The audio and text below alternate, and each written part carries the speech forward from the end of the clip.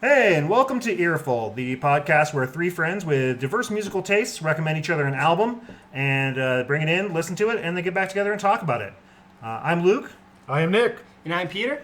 and we're going to be talking today about the three albums Nine Inch Nails, The Downward Spiral, Kid Cudi, The Man in the Moon, and The Postal Service, Give Up. So first up, we're going to talk about Nick's choice was Nine Inch Nails, The Downward Spiral. And Nick, what brought us this album from you?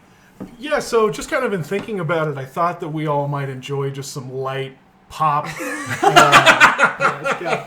Just something kind of easy, breezy, beautiful, cover girl. No, it's definitely that. No, this was, as a teenager, I think when I started collecting CDs, this is like one of the earliest CDs I bought because my mom had incorrectly purchased me the remix album called Further Down the Spiral, which is terrible. Sure. And so we went to the store to return that one, and I bought this one. And then I listened to it in the car with my mom, which was a very uncomfortable situation. Yeah, I can definitely imagine. But yeah, no, I think I just thought that there were some things that I think we could find some common ground on, some common interest on. And so, yeah, I wanted to... So, can I tell you my story about Nine Inch Nails before we get into this too much? So, this album comes out in 1994. Correct. And I would have been about 13, so right on the cusp of starting to be musically rebellious, but still frightened enough of my religious heritage to be terrified of this album. Because later I would listen to Marilyn Manson, who we know is sort of like a disciple, right, of Reznor's. But at the time, this album just kind of scared the shit out of me. Mm-hmm. Now it's depressing as fuck to listen to, but it's not necessarily as scary. It's it's emotionally heavy, but it's not necessarily but at 13 in the 90s, it was terrifying. Doesn't seem quite as pushing the boundaries. I think everything's kind of desensitized now, but 94, much bigger deal. Right, yeah, it was very terrifying at the time, and I just remember everything, and I felt, what was funny is starting the album, I felt that feeling again. I just thought that oh God, my father's gonna find me listening to this, and I'm gonna have to listen to a lot of Jesus. And then you got to Heresy, where he says God is dead and no one cares. I know.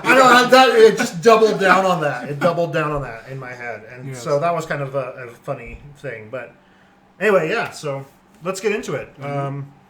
So just for me. My kind of general feelings on the album. I think that this album is interesting because, number one, I think it's probably the most emotionally raw album that I've ever heard in my entire life.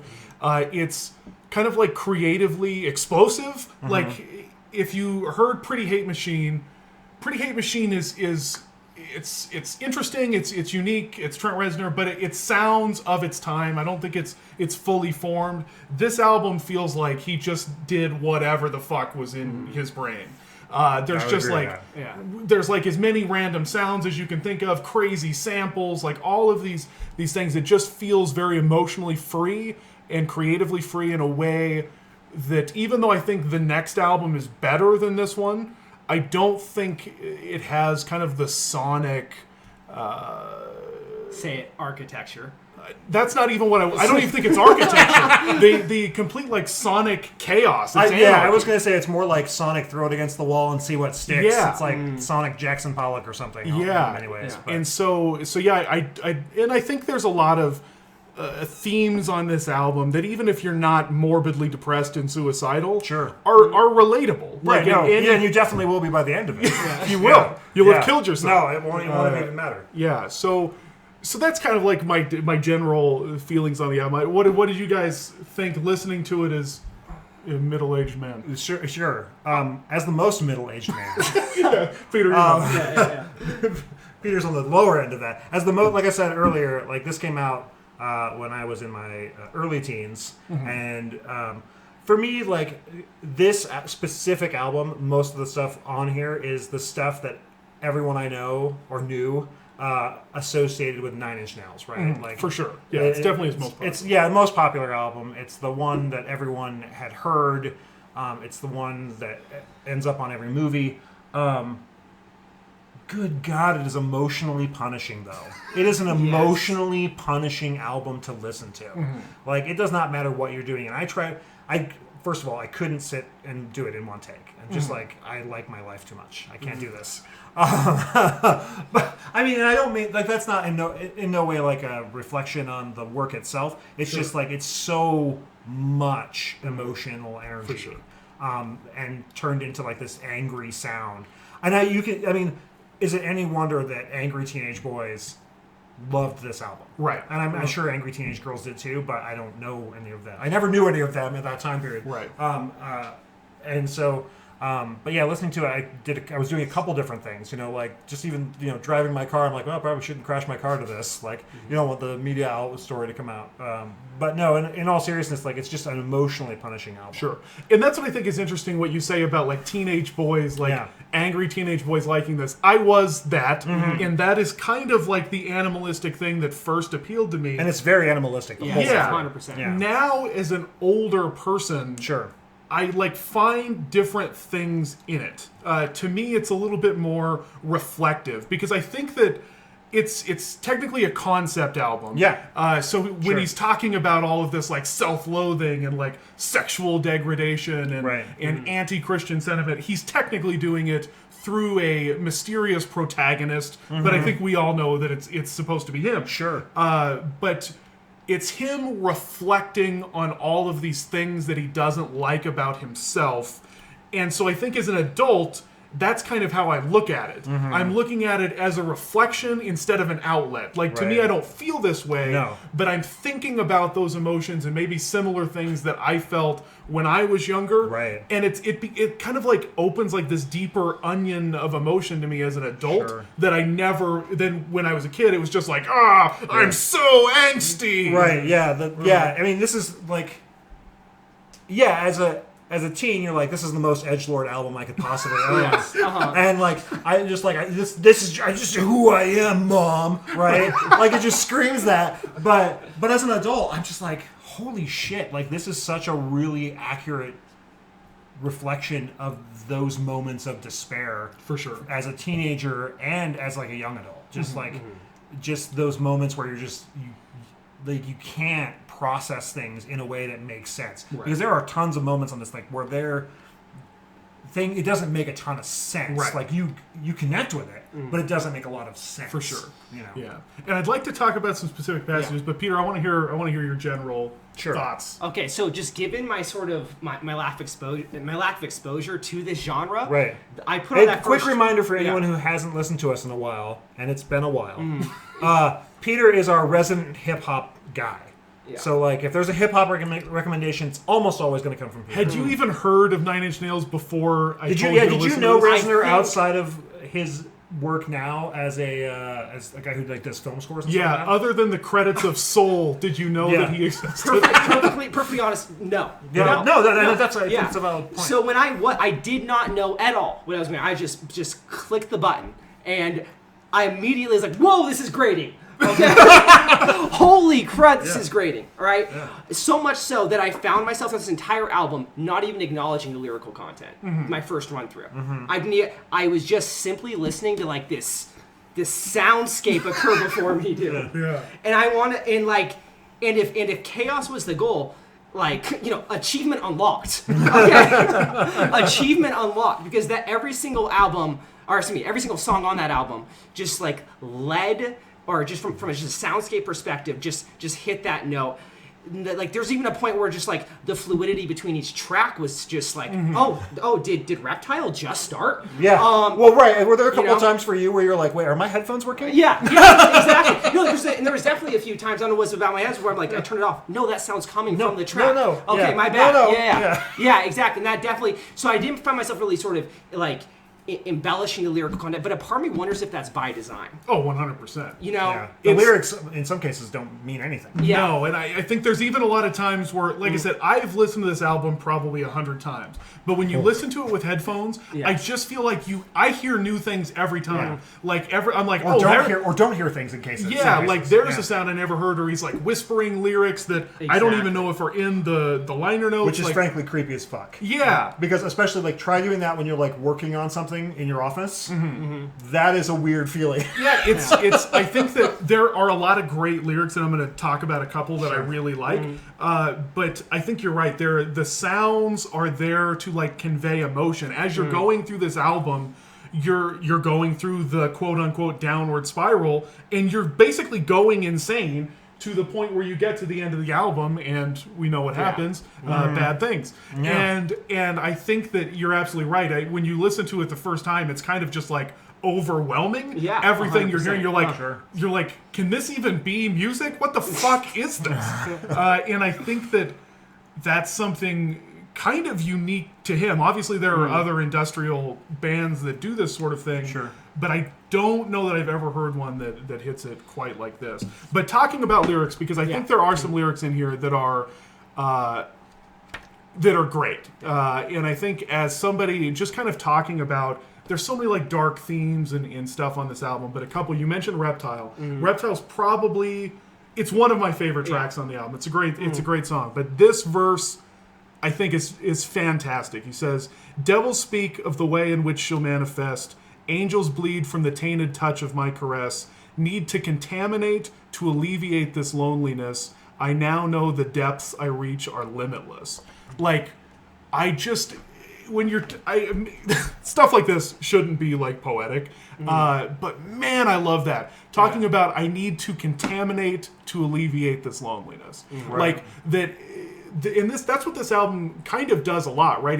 He feels all these negative things about himself, and he's like, I have to make other people feel this way, right? Because they won't understand me, and I can't understand myself without being able to look at it. Yeah, or it's like, it's just not fair that I feel this way if you don't feel this way. Right. And so talking about like needing to contaminate other people just to make yourself feel better, I think that's something that everyone can relate 100%. To. There's a moment in everybody's life where you do something shitty to somebody else just to make, because you think it'll make you feel better. Right. Maybe it probably doesn't. Right. But even on top of that, though, just the idea of like just burdening someone with your emotions, just getting it out into the zeitgeist so you can feel better, regardless if it's in an intent of maliciousness. But I find myself doing that to like my significant other, right? I'm sort of, I burden her with the more negative aspects. I mean, that's potentially what this album, could be about. And the sonic is a part of that. And he like our narrator, right, has no one to really do that with. These are. It feels to me like everyone is always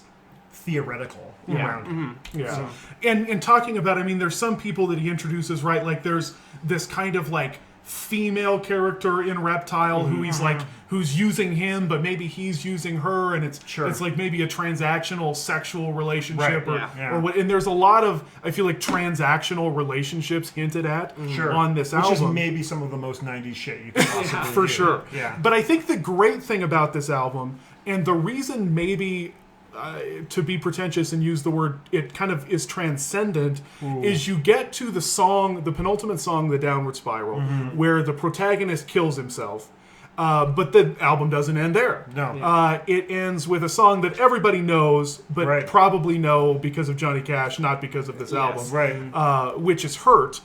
And Hurt is kind of the opposite of everything that happens on this album. It's somebody reflecting back on the choices they've made, reflecting back on the life that they've led, and being filled with regret. And you get to this last verse where he says, if I could start again 1,000,000 miles away, I would keep myself, I would find a way. Yeah. And just talking about, like, you go through all this stuff where you're just being drugged through the mud on this album into all of the worst emotions that we all feel, we all go through, and you get to the end and he's allowed this main character to kill himself, but at the end he still says, I wish that I could go back and do everything again. I would never have made this decision. Like, even after everything that's happened to me, it's worth going on. Sure. And do you, I mean, I don't think this is in any way a hot take, but do you read that as like almost like a suicide note?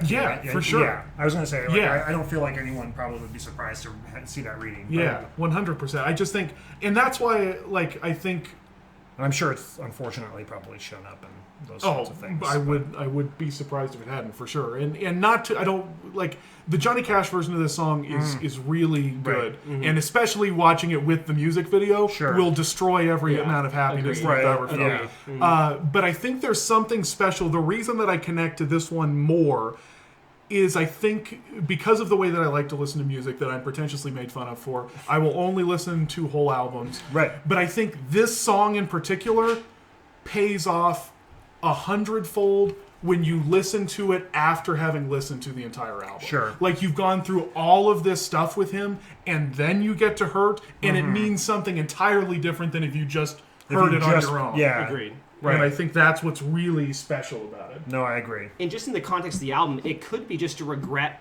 like this sense of regret for taking us along that journey up till that point. Just in the context of that album, which I think is a fascinating, like structural component. For sure.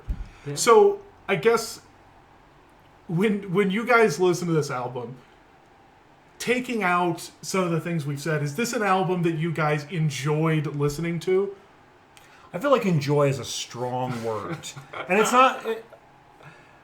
because, like... I don't mean that negatively, but, like, there are pieces of art that I feel like it is important to experience. Schindler's List. But you don't enjoy... Yeah, you don't enjoy that. You don't enjoy it. But it's an important experience. And I think this album is an important experience. It should happen to you at least once.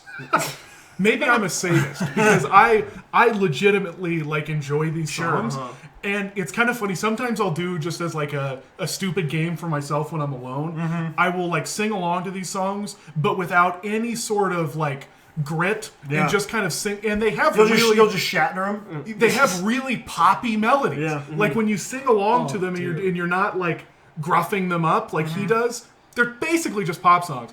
And proof of why the 90s is better than most decades is that, Here we go. that Closer was like an actual hit. Yes, it was going to say. It was like a big radio hit. It was a huge, And a couple reasons why this song would never be a hit now. The obvious one is that the chorus says, "I want to fuck you like an animal." The less obvious one is it has a 3-minute outro that's completely instrumental. Yeah. And that shit would never be on the radio today. But it was like a legitimate hit. And it was a huge hit. And it's what made him 9 Inch Nails like a super famous worldwide band. Yeah, no. That would never happen today. It was all over the radio. All over the radio. Yeah. You couldn't escape it, whether you and want like to or not. talking about pop songs, like that song is a pop song for all of its machinery and crazy stuff happening. Like that fucking drum loop at the beginning is maybe the best sounding drum sample I've ever heard, and it's instantly recognizable. Like you know immediately what it is. You're not like, oh, that's some song by G-Eazy. Like no, you know what it fucking is, and it rules. You were gonna say something about it? Oh, I was just gonna say like that was like the poppy notes of that song were like, and I've heard this before, and I can't like. I live in my hip hop bubble, and that hit hard. Like for real, and I remember hearing that before. That's all I was gonna say about that. Yeah. But as far as sort of like, did I enjoy this? I enjoyed it the way I enjoyed like an I Spy book when I went to the library in 3rd grade. You're gonna have to elaborate on that. because you went there, you were like, oh, I gotta find the thumbtack this time. I didn't finish the page last time. I gotta find the thumbtack this time. And that's what this was on a sonic level. Oh snap, that beat's new. Or oh snap, ooh, that guitar, those strings hit different, that time. And I think that's sort of how I enjoyed it. Less so, like you're like on the pie chart of my enjoyment of this album. Like the vocal was like maybe a sliver of like 10 to 5%. I mean, it's how much that happens for the most part. Yeah, it's maybe a sliver of 5 to 10%. But like I enjoyed finding like new sonic things and also trying to make sense of those sonic things. Sure. In the context of this album. Well, I'm glad you say that because that's primarily why I was interested for you to listen to it. Yeah. Because I know we talk about this, and we'll talk about this with your album. Yeah. Is that sort of like track creation that's not like there's real instruments on this album, but there's a lot of synths and midis and stuff and a lot of sampling, and that's why there's a couple people on this album, Alan Moulder and Flood, who are the producer and the engineer on the album, have a lot to do with that. Like there's a lot of samples, there's a lot of other people that worked on the album that pulled samples and stuff from movies and other songs and things that like make this weird sonic whatever the hell it is amalgamation of chaos. But yeah, I'm glad you say that because like especially like one track I always think about on here is The Becoming, which is another one of my favorite ones, and it kind of goes through these like crazy different levels and stuff. But at the beginning, like literally a crowd screaming is used as a sample, Right. like Yes, like a 100%. rhythmic sample. Yeah. And you're like, what? 100%. Yeah, so it's there's a lot of crazy. I think you're absolutely right. I happen to like Trent Reznor as a singer. I think he has more to do on other albums as they get a little bit more streamlined. That might be an offensive way to describe some of their other albums, but I think he has more to do as a singer. But you're absolutely right on here. This one's all about digging through the muck and seeing what you can find. Sure. Exactly. But yeah, I think I don't have much more to say about it. I'd like to talk about some of your other albums. Do you guys have like any particular tracks that you thought stood out to you, or? I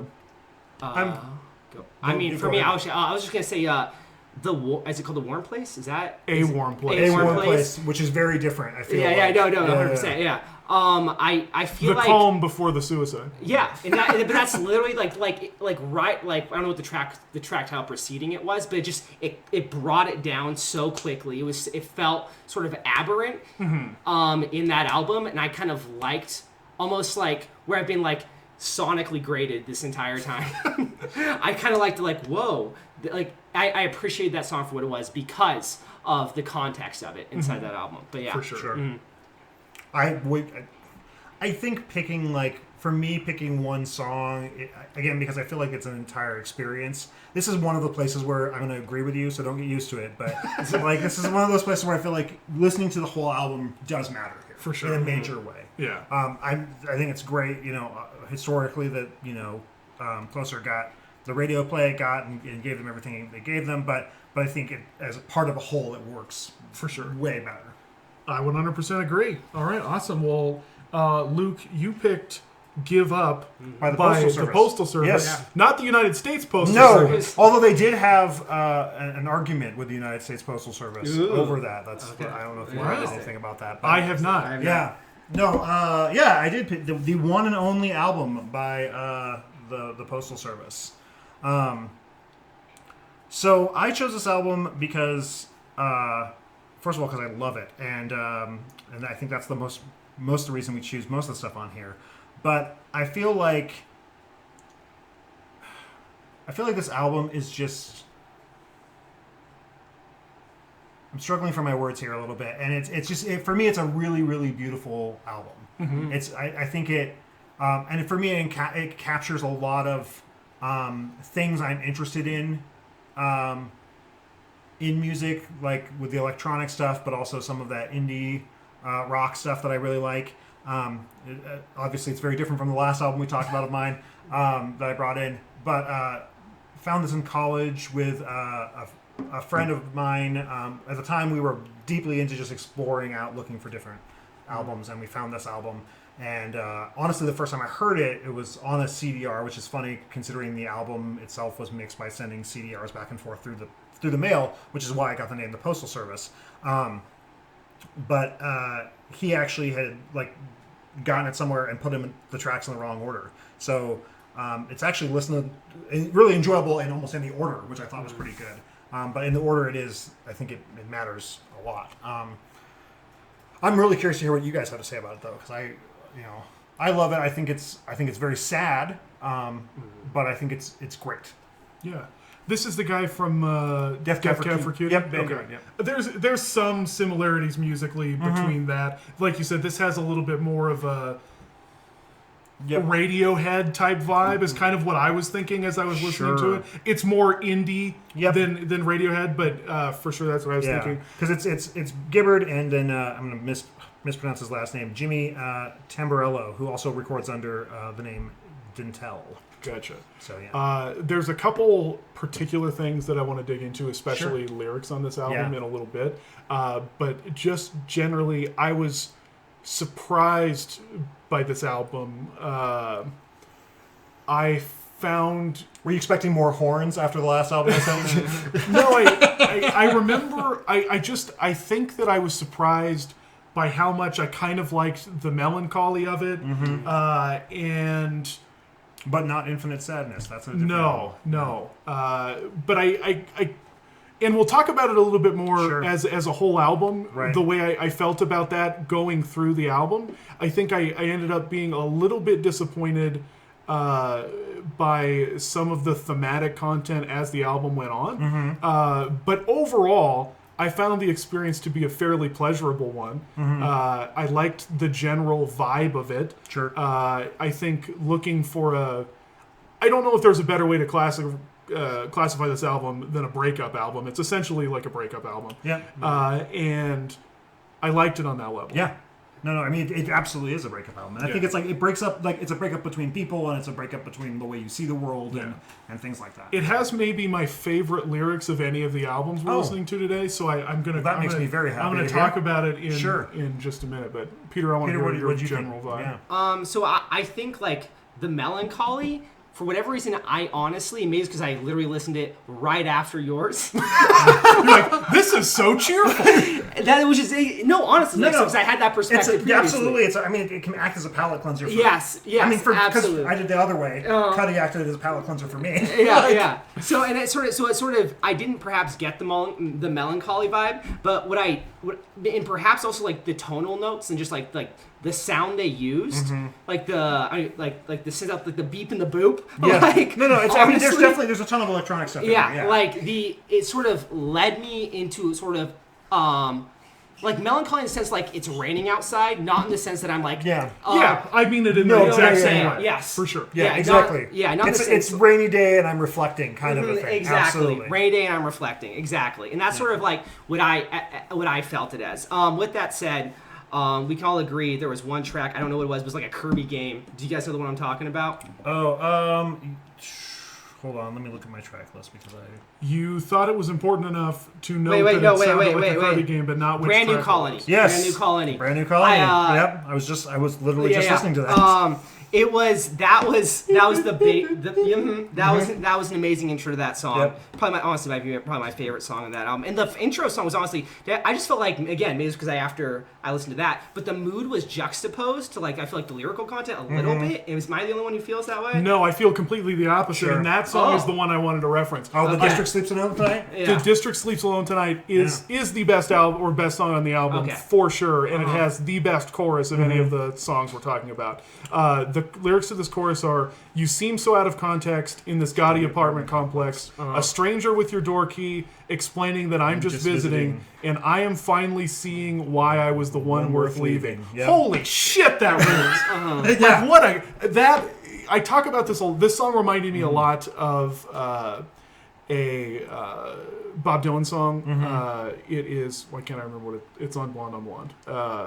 I'll think of it. Okay. But it's like one of his best songs. That's gonna really drive me insane. But anyway, in the sense that chorus says so much. Visions of Johanna. That's what it's called. That chorus has so much imagery in it that it blows my freaking mind. Right. Like I feel like the lyrics in general on this album do that.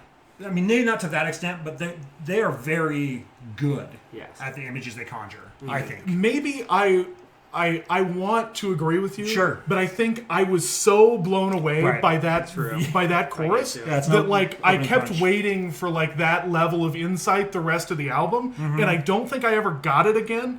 But like just talking about that thing, I was thinking all of these things like what a great way to illustrate the way so many people feel in relationships. It doesn't have to be a romantic relationship, but think about somebody you know that has changed their personality or maybe got new friends, and like you come around, but like you don't really recognize them anymore, and they don't treat you like they used to treat you when you're around other people. And I just there was so much great imagery in that chorus. And for me, that really ties that particular song itself.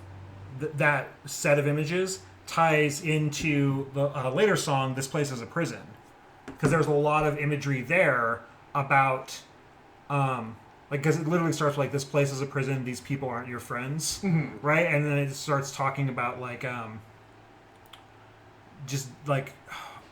there's definitely some sort of references there to like cocaine and drinking and things like that, and just sort of like living in this party space. For sure. He's got a great line about it. Yeah. Wait. No, It's not a party if it happens If it every happens night. every I got night. that written down right here. Yeah. Mhm. That's a great line. Right, and then and then it sort of like descends into like what does it take to get a drink in this place? Yeah. And how long must I wait? No, I Yeah. definitely like that song. I Sure. remember I really liked there was a really cool drum track at the beginning of that song. I kind of thought that talking about Nine Inch Nails, it kind of had an industrial vibe to it that I really digged. I'm not saying that like there wasn't stuff throughout the rest of the album that I really liked, but I was looking for that sort of like lonely, melancholy, heartbreak type thing. The rest of and that's maybe me just setting myself up. Right. Like for an album that I didn't even know existed. Right. I'm just like, this is what I want the rest of the album to be, and it wasn't quite that. See, and I found those things I found different notes of melancholy in different spaces. Like I feel like there are notes of that in Recycled Air. Just talking about like watching the farms disappear, right? And that slow fade. Oh, that's the most ethereal song in that album. Oh, I know. I my fucking God, love that. So agreed. that is my favorite song on the album is Recycled Air. It's just the idea of like the whole like taking off and just like sort of becoming unmoored thing. Yeah. The funny thing about this, I just looked at my notes. I did track by track notes of this album, and I have like sentence long descriptions of every song. Sure. On the one on Recycled Air, just one word, meh. What was it? Just meh. Meh. Really? Oh. Oh my goodness, because I do remember I just turned around as you guys were talking about it, and I just saw meh, and I'm sorry, it was very funny to me. Yeah. No. I mean, obviously, I disagree with that take because I really like that song a lot. Oh crap. Also, We Will Become Silhouettes I really love because just I think the imagery in there is great. Like just the idea that like because it's so like upbeat, talking about like if you go outside and you breathe in the air, it's going to make your body explode. Right. Like I will say that kind of talking about how Closer is like the hit from my album, your album for sure is the second track, which is Such Great Heights, which you've heard on Everything Everywhere Forever. I've never heard it before. Really? No. Oh my god! But that song is a pop masterpiece. Yeah, it's in a billion things. I'm sure it is because it's super catchy. It seems like it should be on the radio, but it's not. I don't think. Probably not anymore. This album came out in 2003. So I find it hard. It doesn't sound like something that would have been on the radio. Anyway. It was in a lot of commercials. I know that. And like, I remember the first time I heard it in commercial, and like my pretentious nerd thing got angry and like, but good for them. I would be interested. I listened to it twice. I would be interested to listen to it more because I think that the first track just blew me away with like the depth of it, of the imagery. The second track was so catchy. I was like, I was like humming it as I was like walking around, and I just never felt that high again. And I really wanted to. And maybe I have so many albums that I love now that I didn't like when I listened to it, even the first few times. Right. I'll probably recommend some that we'll talk about in this podcast. And this might be one of those. Well, and like, I mean, sorry, I was just thinking about the second track, Such Great Heights, and the part about like, I tried my best to leave this all on your machine. And like, basically complaining about the sound quality, like, this isn't going to sound right. Like, oh, God, anyway. Yeah. I think that I don't know. I like albums like this. There's a few albums that kind of, I mean, there's famous breakup type albums, and I think that this one hits a lot of those same chords. But there's just certain times when I'm like in a mood for something like this. Nothing particularly bad is happening to me. No, you just want to have that feeling. Yeah, I think Peter described it best. It's kind of like a rainy day album. I just love a rainy day. I like feeling kind of melancholy, which is a weird thing. But yeah, sometimes you just want to plug in an album like this that's kind of chill, but it's poppy in a weird way. I guess that's what impressed me most about this album is that it was able to be both mainstream and incredibly not mainstream. Yeah. And I think that's what... And that Death Cab for Cutie kind of does the same thing. I was going to say, I don't know how familiar you are with Death Cab for Cutie. I've only listened to a couple of their records. Because, like, I love those guys a lot. So Yeah. You'll end up listening to one at least one more time somewhere along the way. So. And I think that that's what impressed me most at the end of the day was the blend of those things where it felt like there was no compromise on this album. No. It's not like he was like, I've got to produce this more, so like I can get it on the radio. There's none of that. No. But it's catchy, but it's independent. It's kind of a weird thing. Right. And I think we're starting to see the through line, right, of like these albums, and we'll see it more when we talk about Peter's album. These albums that are doing their own thing, doing lots of like their own stuff, and without compromise about what they want. And I think that's really. And I think one tie with that though is the Kid Cudi album we're listening to is his first album. Sure. My album is his second album. True. Yeah. Yours, I mean, The it's not only album. It's not the first album this guy made, Sure. but under this moniker, it's the only album. Yeah. And I think that is something that's recurring for most bands. Is that the first album is first or second album is typically your most like uninhibited. You're like, I've got nothing to prove. I have no expectations. Right. I'm just making the music I want to make. I'm not trying to hold anything in place. Yeah, exactly. I think one album that I know I'll recommend later. There are some albums that I think you get lucky with some artist where like their 50th album is like an artistic masterpiece. I feel like that's pretty rare. Right. I feel like a lot of the albums I bet we're going to be talking about are early career albums. Yes, I think you're right. And there's something special about that, and it's hard to do. And some of it just has to do with the fact that it's hard to make great art over and over and over again. That's why so few people have done it. And it wouldn't be that special if anybody could just make 10 albums worth of the best music you've ever heard. This is true. So maybe when eventually the second Postal Service album comes out, not a thing that will happen. maybe we just shouldn't listen to it. Yeah. I don't think we'll have to. Depending on how familiar are you with Wilco? I don't like Wilco that much. Well, there's this line in one of their songs that says like the best song has never been sung. That's where I am. Like whatever you imagine their second album to be, it's great, but it's not going to exist, and just enjoy the imagined album. I think that's fair. Yeah. That sounds like one of those things that we do when we're like, oh, this is really pretentious, so you can't make fun of me for being pretentious. Yeah. That's like something you would say like, oh, I can't write, nobody can write a good song, so when you hear an album of crappy songs, it's like not my fault. It's like, that's a little bit of a cop-out. Yeah. But yeah, so for me, talking about favorite tracks and kind of like wrapping up the conversation, I think for me, The District Sleeps Alone Tonight a great is Head and Shoulders was my favorite song on this album. I think the melody's great. I love it. Kind of switches tempo. The tempo's the same, but it switches the rhythm of it in the second half of the song. The drum beat speeds up, and I think the chorus is even better like that. And I really just love that song. And I listened to it like 50 times. That is not an exaggeration. I was working and I just had it on loop, and I loved it that much. And I really like Such Great Heights, Such Great Heights, I think it's just called that. Yep. But now that you told me a lot of people know about it, I hate it. No, well, I felt the same way. Like when the first time I heard it in a commercial, I was like, screw this. I'm like, this is an indie gem, and now you're like, people know about it. I'm like, this album sucks. That a little bit of insight into my personality, but those were definitely my favorite. My favorite too. What about you, Peter? Well, I say it like, and I know it's sort of a superficial thing, but Brand New Colony for the intro, it's great. No, it's great. For that video game little tone, but also I'd say We'll Become Silhouettes, because there was like a message there where the only way to sort of maintain your identity is by limiting your interactions with others, which I found fascinating as a concept.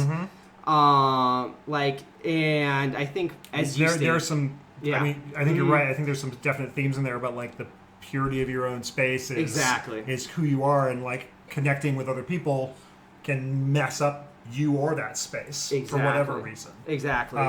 And sort of on top of that, like Such Great Heights is fantastic. It's just and honestly, the last track, what's the last track called? National Anthem. Or something anthem. Natural Anthem. Natural Anthem. Yes. Honestly, like as far as like this slow crescendo they did from a musicality standpoint, it was great in my mind. They did like like they just came in with some strings, then all of a sudden it explodes, and I was like, whoa, that was great. I think that was a great way to end the album. But yeah. What about you, Luke? Top tracks. I think we went through my top tracks a bunch of times there. Well, say them again. We're wrapping up. Okay, all right. Okay. So people are just going to skip to the parts where we name our favorite tracks. Sure. Obviously, I love Such Great Heights. Like I said a couple times, I really like Recycled Air. I feel like that's a good, just sort of like disconnecting song, and I like that. It's a weird thing to, I feel, effectively capture the nature of like taking a flight and then just sort of like looking out the window. that's not a thing that anyone really like is thinking about song wise. But I think within this album, that disconnected moment is really important with all these like grounded things that are happening in them. You know, I really like Clark Gable because I like the idea of reimagining your relationship in the terms of a movie. For sure. And thinking about like, because that's what is memory in many ways, but like the highlight reel or the best parts of the movie we create in our mind. Right. For like what our past was, cutting out all the bullshit. And like that whole song is about like, well, I'm just going to reframe all this and like we'll fake the things that don't work right. And I really like that song too. So rock and roll. Awesome. Well, good recommendation. Yeah. I was happy to have listened to it. Yeah. I think this time, in general, everyone is happy to have listened for the most part. I don't know what your feelings are on Cudi yet, so I feel better about Cudi than I do about Common. Yeah. So let's Okay. Peter, you recommended Kid Cudi, Man in the Moon, right? Or is it On the Moon? On the Moon. Man on the Moon, and it's got like, I feel like it had an sure? extra. Yeah. Yeah, Man on the Moon, because there's The three End of of them. Day, yeah. The End of Day. Okay. Did it originally have that, or was that added in like later? Yeah, was this a New Hope I think situation? that was the end on it because he made he's made two. He's of made Man two on the more, Moon yeah, because I feel and like Moon albums. Yes. Because we listened to it at one point when we were going to do this, Yeah. and then we didn't. And he it just didn't did it have very and I was- recently. Yeah. And then there was a remaster, and all this. Like, oh shit, Yeah, is no, this the for same sure. album, or is For this sure. another album? No.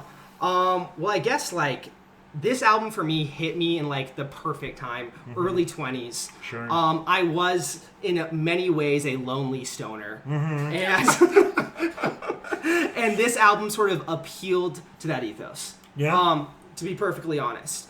I do think it also did a great job of thinking of like that taking that lonely stoner character, the idea of this man on the moon, a person that Solo could dolo? Solo dolo, that could see the earth, that was never truly a part of it, and see like what the world is like, but he remains a sort of a man on the moon. I like that idea. I think it also holistically addresses the human experience on a certain level, like as vain and as sort of like ridiculous as Make Her Say is as a song. And that song is absolutely yes. vain and ridiculous. 100% agree. But I think that's a part of the human experience, just on some level. So I'm certainly not going to come as hard at you as I did the last album. Yeah. Okay. Yeah. Because I actually like this album. I don't think it's the human experience, but I think it is definitely in the same way that like Downward Spiral is one dude's like crushing experience for himself, like whoever our narrator is.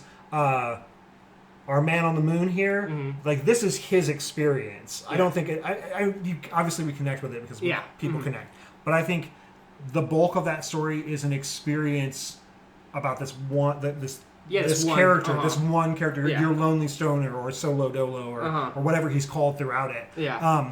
Because I feel like there are some very specific things in that album for that character that I don't necessarily know like everyone connects with as part of the human experience. I feel like there are definitely there is definitely some like baggage with your father not being around for sure. Like in this album, and for some people that's a deep connect, and for other people like they don't connect with it as much. And also, I've never listened to this is me just giving it a little shit, but I've never listened to an album that has made me like less interested in smoking weed in my life. Like, oh my god, like it's because it's just like so much of the posture. It's so like because I think we all know that one guy who like his entire life is like telling you how high he is. That's what this guy is doing in this song. That's what the character. I feel like he's constantly talking about it, and it's like. And and I agree that he is constantly talking. Yeah, he's constantly talking about it. But he never talks about it in the sense like every time he mentioned like weed in any capacity, I never felt like all the capacities, every song. Yeah, I never felt like he was like being like he did it with in the context of sadness. No, it is. It's definitely in the context of sadness, and it's definitely. Yeah. I mean, it's definitely in more of the context of addiction, and that's why I mentioned like that guy. That one person who like that's their personality trait. Yeah, I don't think that's a positive thing. Yeah, because I don't think that's a positive trait for the person in this song. Yeah, this series of songs. Yeah, because I think definitely in the same way that like there's a want of connection in the Downward Spiral. There's a want of connection here, 100%. and it's not. It's not happening. Yeah. They're transactional connections. Exactly, at and like most. Nightmare is like, or not Nightmare, excuse me. What is it? Alive, yeah. Alive is like a testament to that fact, where he sort of like he goes out in the world and he sort of is like just experiencing superficial human connection in this party-like environment, right? But although yet the next track brings it back down. Sure. Brings it back down almost immediately. And I deeply disagree with our narrator at the end of the album. But anyway, I'd like to give my general thoughts. Yeah. Sure. Sorry. Before we got off in the weeds. Before we get too deep into the weeds, I'm not going to bury the lead on this. The first 2/3 of this album have a lot to find enjoyable. The last third of this album is legitimately awful. I think everything. When I go into a rap album, I'm not going to lie. I'm not a huge fan of rap, but the rap that I do like is personal. It's story driven, and it's not all about doing drugs, banging chicks, being rich, being famous. I don't give a shit about any of that stuff.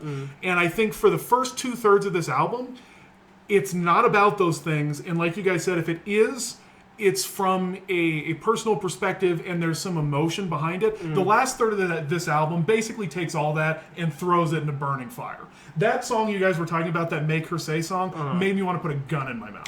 Is that the one that Kanye and Common are both on? Yeah, no, it's Awful not a great song. song. I don't like it either. Horrible It's not song. good. I got to the last. I was listening. I think it's maybe the last 5 or 6 songs. And the last song is not awful. No. But it's mixed up with my feeling of like the 4 or 5 songs that precede it, which I think are all abysmally bad. The one that precedes it is Higher. Yeah. And that song sucks. Yeah. I do not like Higher at all. So I'll yeah, admit that, yeah. Make Her Say, Pursuit of Happiness, all Higher. I could not. Pursuit of Happiness fell out of place to me in that space. I think the entire last third of the album feels out of place. Yeah. And so I was so angry when I got to that Make Her Say song. I'm like, why is this song on this album? It feels like we're talking about like people's 3rd or 4th or 5th album Yeah. when they like don't one of have anything interesting to say anymore, Sure. and they're just making songs to get on the radio. That felt just like a song that'd be like, oh, we can have a bunch of naked chicks in the video and Lady Gaga's in it and and I'm like, it just felt so artistically bankrupt to me that it made me really disappointed, because there's a lot of good stuff on the first 2/3 of this album to really like, other than Common narrating it, which I thought was so tacky and dumb. I wish that he was not on it. Most of my exposure with Common is an actor, and I think he's a fine actor. I don't know what his rap is like, but I hope to God it's not like this.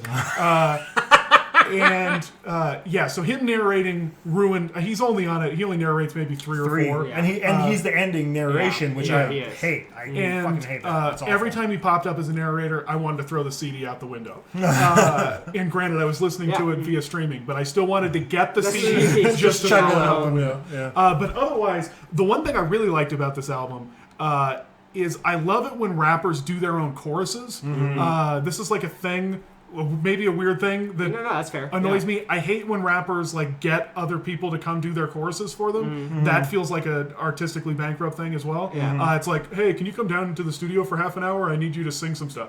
But I really liked, and I was glad to find out that in the first song, he's like singing, quote unquote, and it's awful. But I think it's supposed to be. And then I was glad to see that in the later songs and the choruses, when he sings, either he is better at singing than he is in the first song, or they do enough to his voice where it makes it okay. They like crank the auto-tune up to 500. But there's some catchy ass choruses in here. That Intergalactic song is 100%. excellent. That is really great. I really like Day and Night. Some of these songs I'm assuming are hits, and it makes me sick to my stomach that I'm calling them out. I was like trying to figure out which songs were hits. I'm like, don't even bring these ones up. But I'm assuming that I think Day and Night's probably a hit. It's one of the. I'd argue it might be the biggest beyond Pursuit of Happiness. Okay, then I don't like that song anymore. Heart of a Lion was really good. Heart of a Lion was good. Not really a hit, but yes. Soundtrack to My Life, simple as. Like I said, I really liked a lot of the beginning of the album. I was just so... Just from your perspective, those songs I'm talking about at the beginning, like talking about Make Her Say and all those, why is that on the album? I have a theory, but I want to hear yours first. So I think there comes a point where you sort of make the decision to sort of not live to your sort of personal philosophical maxims. And I think at the end of that, he made that decision in order to adapt. Do you think that, are you saying that as an artist, or are you saying that as the sort of the character of the story? As the character of the story. Right, because I would agree with that to a degree. I think those last few tracks reflect what he thinks is success. Yeah, exactly. I think they are reflections, and I think they work in that context. Outside of that context, they suck and they're awful. Yeah. But within the context of like here are these like artistically motivated things. Here is like this story, and again like it's filled with sadness. And then I think you can look at those in the context of that same sadness, I agree. because like these are these sellout moments. They're sellout moments. Yeah. No one has ever given more undue credit to an artist than you two just did. The answer to this question is simple. He got Kanye West and Common to be guest rappers on a song that has a sample chorus of a song that everybody likes. I know. That they think is going to be on the radio to sell the album. Right. The thing that pisses me It's off. the most sellout thing you could possibly do. But for no character reason, the thing that annoys me about that is there are great radio songs on this album that are not sellout songs, like the ones we named. Yeah. Like you said, Day and Night is a hit. That's a great fucking radio song that is not a sellout song. Make Her Say is a terrible sellout song. And I think it is by design, though. I really do think it is by design. off. Agreed. Oh my god. I think it's by design to be that awful. I really do. I don't know how you can. Whatever. You guys are so nice. But I was so much worse in the last album. Yeah, and as a I was person who so values meaner. album structure, you can't deny at least that train of thought, right? Oh, I can deny it big time because it took me listening to the album and made me want to kill myself. So if you think that added some sort of artistry, like, oh, look, he just realized that No, it added the absence of, but that's the all point. of fame is selling out and in making these commercial songs. Like, fuck that. No. I don't think it's supposed to be like. I don't think it's supposed to be as reflective as you're giving it. Though I think you like. I think that, which is why I hate the narration at the end, because the narration at the end implies that, and I think that is bullshit. Like, because the narration at the end is like oh, our hero has overcome all these obstacles and look how emotionally he's grown. No, none of those things happened. What we did is we sat down with a character who is not emotionally growing, who's reflecting on his life, who has given in to the worst fucking impulses of what he could become. Like, let's acknowledge that. Let's sit with that for a minute and say, like, he has become the absolute thing he talks about not wanting to be earlier in the album, by the end of the album. And then that is the part that I think I'll agree. fucks it up. Yeah, Like, I'll is agree that part from Common, which you've hated Common all the way through, Yes, and that then is the you are thing. vindicated in your hate at the end because he ruins what that should be. And I guess maybe you're right. Maybe I'm being personally more aspirational for the album than it actually where it actually lives, and I will acknowledge that. But I think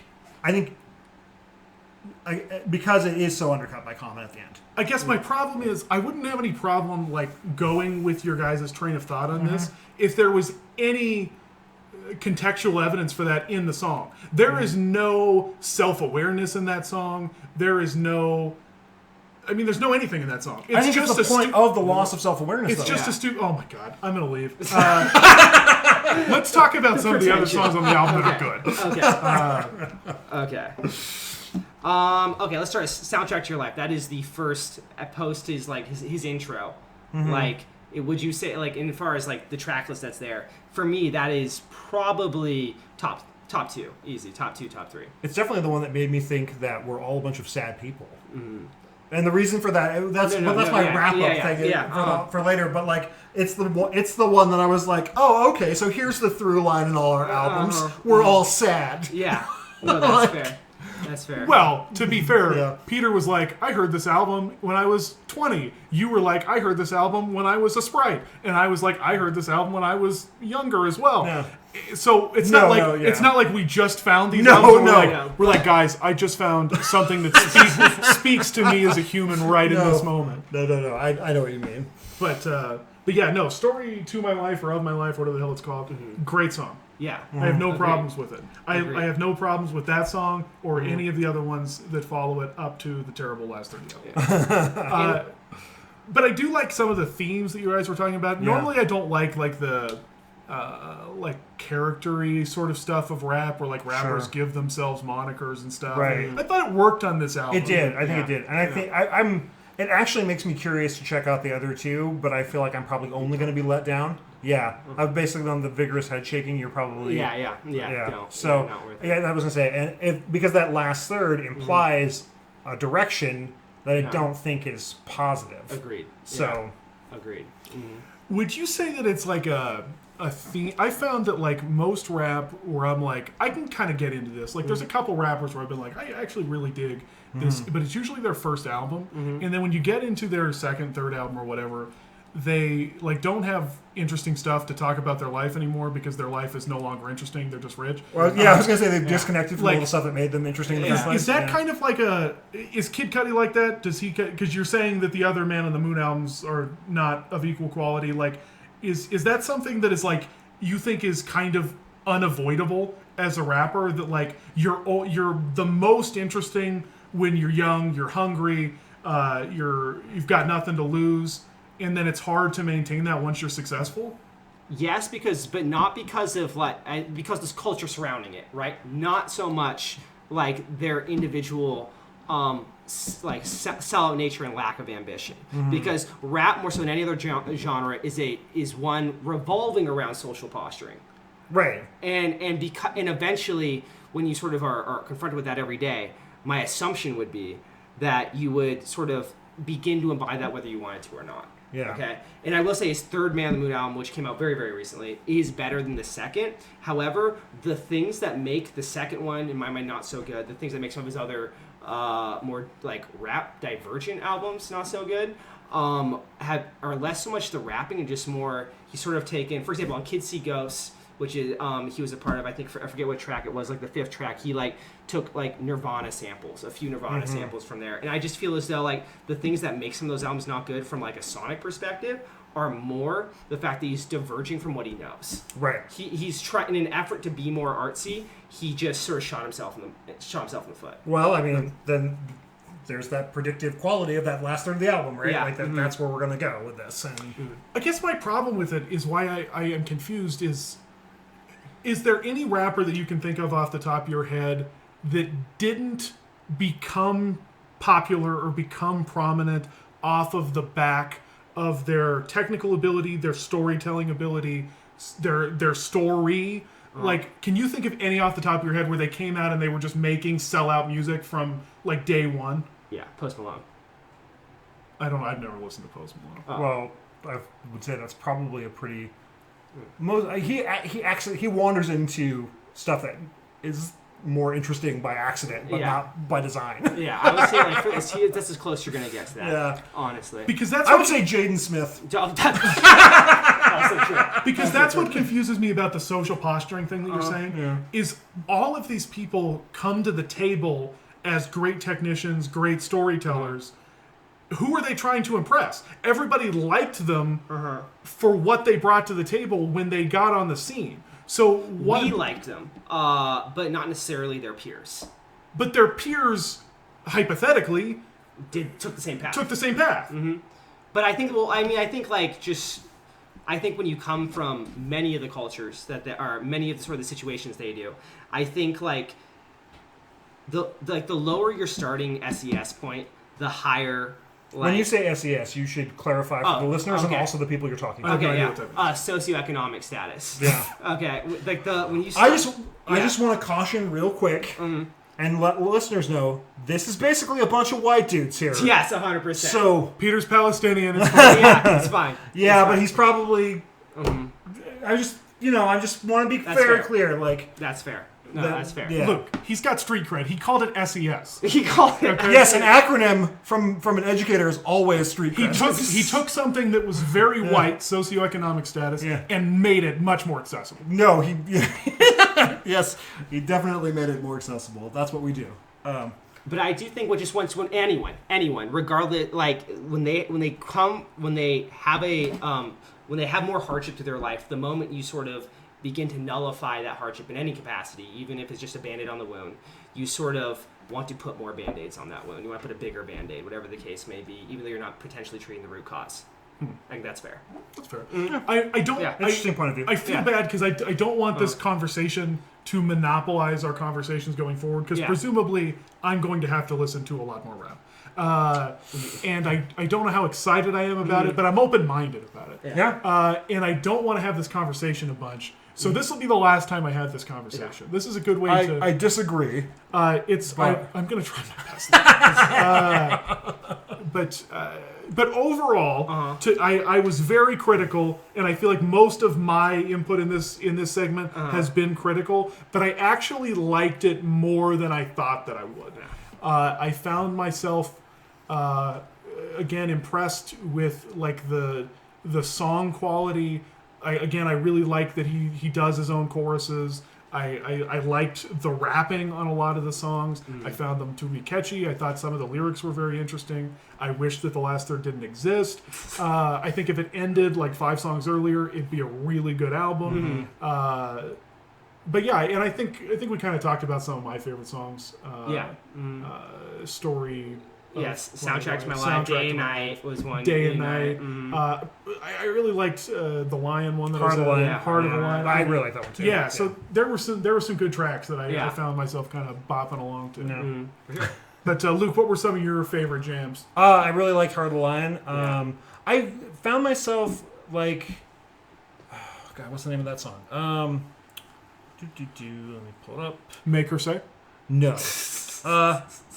Also, can we just Simple As. I liked Simple As. That was a good song. That was had a really catchy good. ass chorus. It was very, it was very, and the opening. I like the opening of it. Like I like the ABC 1 2 3 kind of a thing there. Funnily enough, talking about notes that I made, I disagreed apparently with that. I said I want to kill myself at this ABC 1 2 3 thing. But then after that, I had very nice things to say about this. Well, and there was one. Oh God, is it?